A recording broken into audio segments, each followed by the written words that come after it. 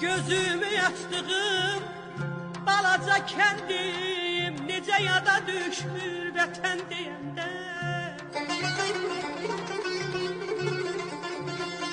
Gözümü açtığım balaca kendim necə yada düşür vətən deyəndə. Kəndlərin içində ovuca kendim ruhuma qovuşur vətən deyəndə.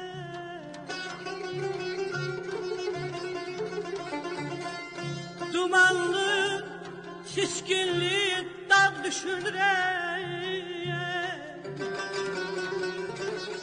çiçəkli, meyvəli bağ düşünürəm.